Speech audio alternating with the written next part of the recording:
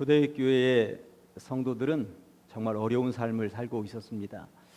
예수 믿는다는 이유 하나만으로 핍박을 받아서 가족들이 뿔뿔이 흩어지기도 했고요. 그리운 고향을 멀리 떠나서 타지에서 살기도 했습니다. 로마에 살고 있었던 신앙인들 가운데는 숨을 곳이 없어서 지하 묘지 카타콤이라고 하는 곳에 숨어 들어가서 살기도 했습니다. 그들은 시신이 묻혀 있는 그 더럽고 냄새나고 그 무서운 공간에서 오직 신앙 하나 지키겠다면서 수십 년을 버텨내기도 했던 것입니다. 이런 상황이다 보니 초대교회 성도들에게 있어서 소망이 하나 있다면 예수님이 빨리 재림하셔서 우리를 좀 살려주는 것, 저 원수들 핍박자들에게 벌을 내리는 것, 이거였습니다. 그런데 아무리 기다려도 예수님이 재림하시지 않는 거예요. 그러다 보니 성도들의 마음이 뿔뿔이 흩어지기 시작을 했고요. 교회가 무너지려는 조짐도 보이기 시작을 했습니다. 이런 현실을 물끄러미 바라보고 있었던 사내가 한 명 있었습니다. 야고보였습니다. 야고보는 육신적으로는 예수님의 바로 밑에 동생이겠습니다만 당시에 초대교회 총회장이 되어서 전 세계에 흩어져 있는 모든 교회들을 둘러보고 있었던 참이었죠.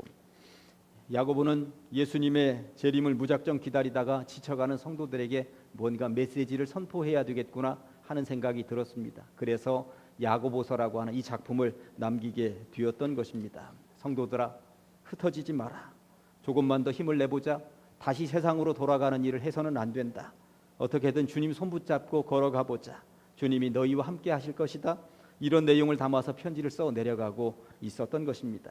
이런 배경을 가지고 오늘 본문을 중심으로 해서 두 가지 주제로 함께 은혜를 받길 소망합니다. 첫째는 친구가 되어주시는 주님을 의지하라입니다. 친구가 되어주시는 주님을 의지하라.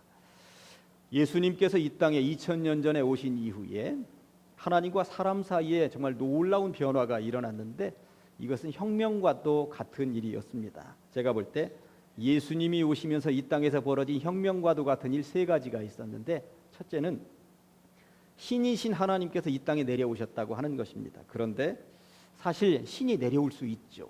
근데 신이 내려오면서 신의 모습 가지고 그대로 온 것이 아니라 사람의 몸을 가지고 이 땅에 오셨다고 하는 것이 정말 혁명과도 같은 일이었습니다. 신이 사람이 되신다? 이것은 사람의 머리에서 나올 수 있는 일이 아니었습니다. 신이 직접 내려오셔서 인간이 되셨다고 하는 것, 당시의 사람들로서는 상상도 할 수 없는 기가 막힌 이야기, 혁명과도 같은 이야기였습니다. 예수님이 이 땅에 오시면서 일으킨 두 번째 혁명은 뭐냐면 하나님을 아버지로 부르게 되었다고 하는 것입니다. 제가 성경 맥잡기 시간에도 말씀드리고 새벽 시간에도 한번 말씀을 드렸습니다만 구약 시대의 하나님은 가까이 하기에 너무 먼 당신 가운데 한 분이셨습니다. 하나님은 너무나도 높고 크신 분이었습니다. 그 이름마저도 감히 부를 수가 없었죠.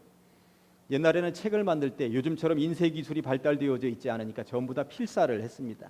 물론 성경도 전부 다 필사를 해서 나누어 가지게 되었던 것입니다. 성경을 필사할 때는 세 사람이 필요했다고 제가 한번 말씀을 드렸죠. 불러주는 사람, 그리고 받아 적는 사람, 그리고 제대로 부르고 제대로 받아 적는지 옆에서 확인하는 사람이 있었다고 하는 것입니다. 그래서 책 한 권이 탄생을 하게 되었던 것이죠. 그런데 유대인들이 책을 불러주고 책을 받아 적고 그것이 정확하게 제대로 옮겨 적어지고 있는지를 확인하는 그 공간에는 목욕할 수 있는 공간, 목욕통이 하나 있었다고 하는 사실입니다. 그들은 여호와라는 이 단어, 하나님의 이름 여호와라는 단어가 나올 때마다 이 세 사람은 반드시 거기 가서 제대로 된 목욕을 하는 것은 아니었습니다만 몸을 한번 씻고 여호와라는 그 이름을 적어 내려갔다고 하는 것입니다. 그만큼 하나님의 신앙이 거룩했고 하나님에 대해서 놀라웁게 그 이름을 높여드리려고 하는 의미는 있었습니다만 하나님은 너무나도 거룩하신 분, 감히 범접할 수 없는 분이라고 하는 생각들을 가지게 되었다고 하는 것이죠. 그런데 말입니다. 구약시대만 해도 하나님의 이름은 감히 부를 수 없는 그런 한 번 부르기 위해서는 몸이라도 씻어야 하는 그렇게도 멀고 먼 분이셨는데 예수님께서 오신 신약시대에는 하나님을 아버지라고 그리고 친근하게 아빠라고 부를 수 있는 일이 되었다고 하는 이것은 혁명 같은 일이었습니다. 구약 성경을 한번 읽어보십시오. 하나님을 아버지라고 부르는 경우가 있는가? 그 많은 시편을 한번 읽어보십시오. 하나님을 아버지라고 부를 수 있는가? 구약 시대에는 언감생심, 생각지도 할 수 없는 그 놀라운 일이 신약 시대에 예수님이 오시면서 벌어지게 되었다고 하는 것입니다. 그러니 유대인들이 볼 때에는 이것은 신성모독이라고 여겨졌고 도저히 받아들일 수가 없는 내용이라고 생각이 되어졌던 것입니다. 그러니 예수님께서 오셔서 하나님을 아버지라고 부르게 된 것은 정말 혁명과도 같은 일이었습니다. 예수님께서 오셔서 일으키신 세 번째 혁명은 뭐냐 하면 신이신 예수님이 이 땅에 내려오셔서 우리하고 친구 먹자고, 편하게 말씀드리면 친구 먹자고 말씀하셨다고 하는 것입니다. 요한복음 15장 15절 말씀이 이렇습니다. 이제부터는 너희를 종이라 하지 아니하리니 종은 주인이 하는 것을 알지 못함이라. 너희를 친구라 하였노니 내가 내 아버지께 들은 것을 다 너희에게 알게 하였습니다. 아멘.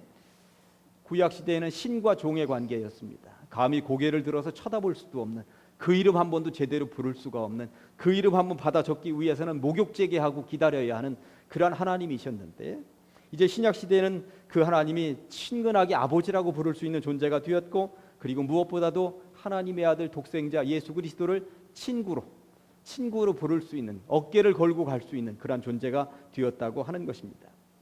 이보다 더 놀라운 사건, 이런 혁명과도 같은 사건이 또 어디에 있단 말입니까? 세상에는 둘도 없는 친구에 대한 이야기들이 있습니다. 조선시대에는 오성과 한음이라고 친구 사이가 있었다고 하는 이야기를 듣습니다. 중국에는 관중과 포수가라고 하는 둘도 없는 친구가 있다는 이야기를 학교 다니면서 저는 배웠습니다. 성경에는 보니까 다윗과 요나단이 그렇게도 둘도 없는 친구 사이였다고 하는 이야기를 성경을 통해서 우리는 보았습니다. 그런데 말입니다. 예수님께서 우리에게 이제 우리는 세상에 둘도 없는 친구가 되어보지 않으련 하면서 우리들에게 다가오셔서 제안하고 계시다는 말씀인 것입니다. 오늘 본문에는 친구, 벗에 대한 이야기가 나오죠. 4절 말씀이 이렇습니다. 가늠한 여인들아, 세상과 벗된 것이 하나님과 원수됨을 알지 못하느냐? 그런즉 누구든지 세상과 벗이 되고자 하는 자는 스스로 하나님과 원수되는 것이니라. 야고보는 세상과 벗이 된 사람들을 일컬어서 가늠한 여인이라고 말을 하고 있습니다. 이 말은 야고보의 편지를 받고 있는 그 초대교회 성도들이 실제적으로 간음을 했기 때문에 그렇다는 이야기가 아니라 하나님의 뜻대로 살지 않는 자들을 그렇게 이야기하고 있는 것이죠. 그러니까 쉽게 설명을 드리면 지금 성도들이 두 서방을 모시고 있다는 이야기로 들으셔도 틀림이 없는 것입니다. 예수라는 친구를 사귀려면 세상이라는 저 친구는 버려야 하는데 그 친구를 버리지 못한 상태에서 예수 친구도 함께 만나고 있다는 것입니다. 그러니 두 서방을 모시고 있다는 말이 틀림이 없는 것이죠. 신구약 성경을 읽어보면 두 서방을 모시고 있는 백성들 앞에 결단을 호소하는 3종 세트가 등장을 합니다.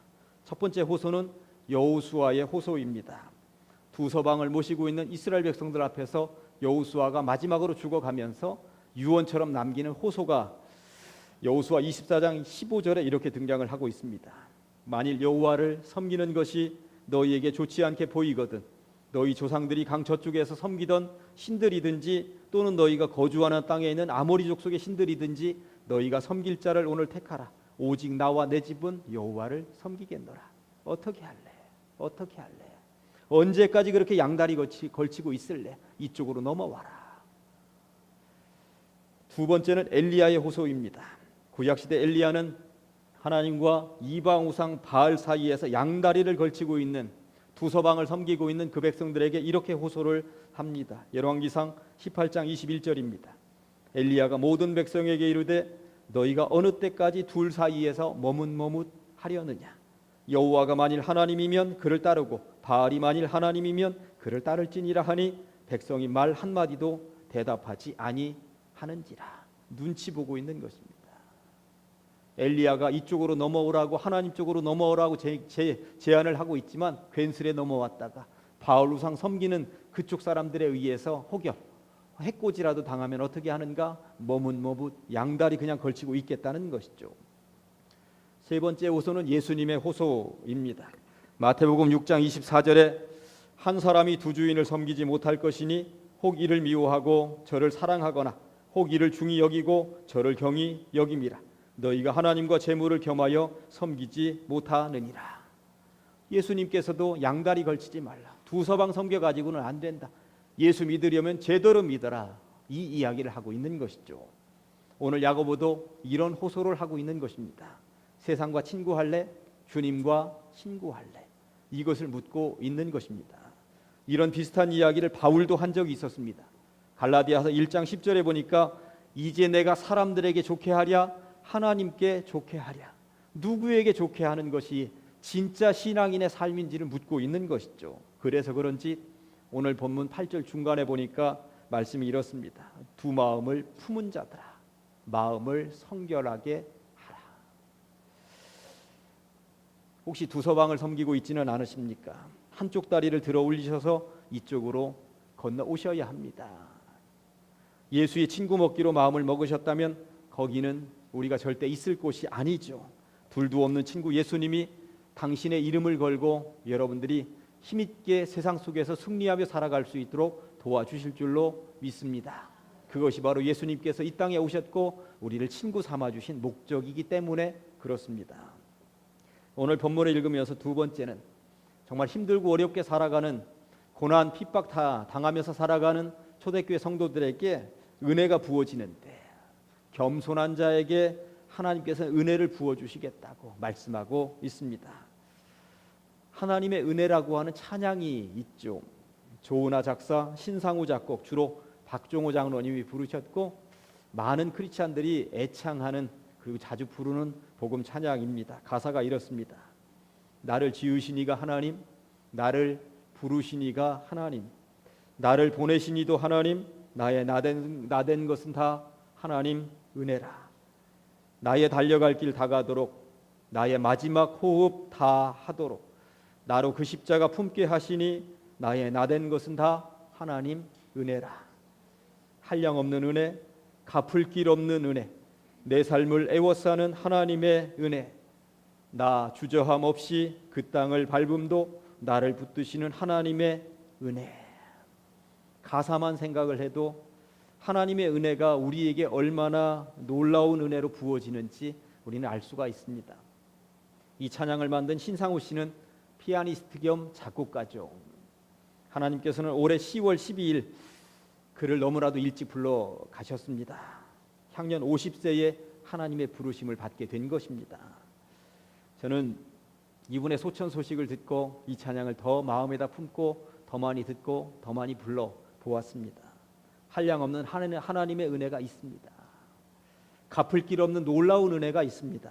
그러고 보니 우리는 내 삶을 애워싸는 그 은혜를 날마다 누리며 사는 인생들이라고 하는 것이죠. 그런데 그 은혜를 누가 더 많이 받아 누릴 수 있다고 성경이 말씀하고 있는 것입니까?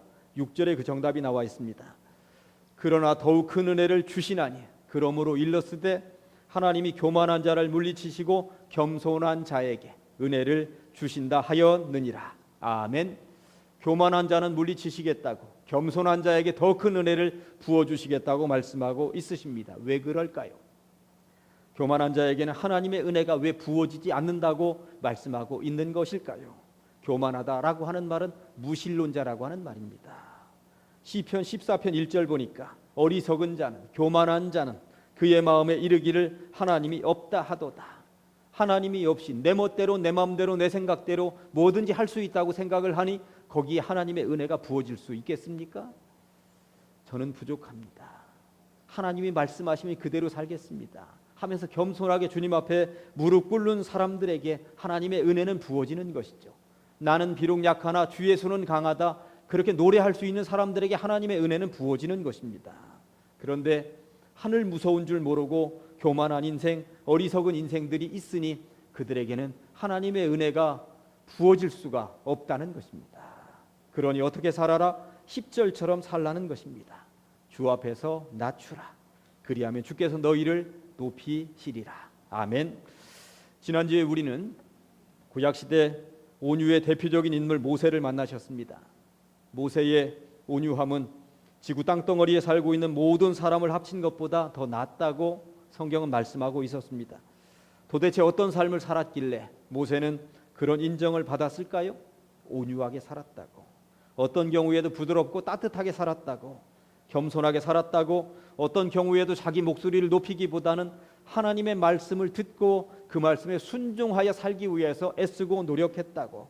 그러다 보니 모세의 온유함이 지상에 있는 지구 땅덩어리에 있는 어떤 사람들의 온유를 다 합친 것보다도 더 낫다고 인정받게 되었다는 것이죠.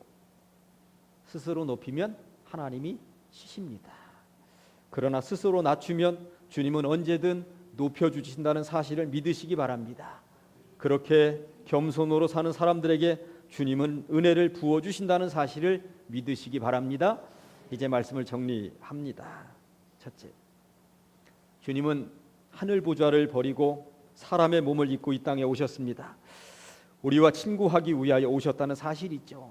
친구 되시는 그분이 우리와 절친이 되어서 우리의 힘들고 어려운 모든 상황 가운데 친히 다가오셔서 내가 함께 해주마, 내가 내 힘을 너에게 보태주마 하면서 내 손 잡아주신다고 하는 사실입니다. 혁명과도 같은 그 일이 우리들에게 주어졌고 우리는 그 은혜를 받아 누리고 있는 것이죠. 친구 예수님 손 붙잡고 늘 세상에서 승리하시길 간절히 소망합니다. 두 번째는 주님이 우리에게 부어주시는 은혜가 있습니다. 내 힘으로 세상 살아가기 정말 힘듭니다. 초대교회 성도들도 그 핍박 그 환난 이겨내기 정말 버거웠습니다. 그러나 주님의 은혜가 부어질 때에 그 모든 역경과 환난은 이겨낼 수 있다고 하는 것이죠. 그러니 겸손하게 살면 내 힘으로 안 됩니다. 나는 비록 약하나 주 예수는 강하다. 이렇게 고백하며 살 때 주님이 너와 함께 하시고 그 은혜를 부어주실 것이다. 그 힘으로 이겨내보자. 지금 토제교회 성도들에게 야고보가 그렇게 말씀하고 있다는 사실입니다.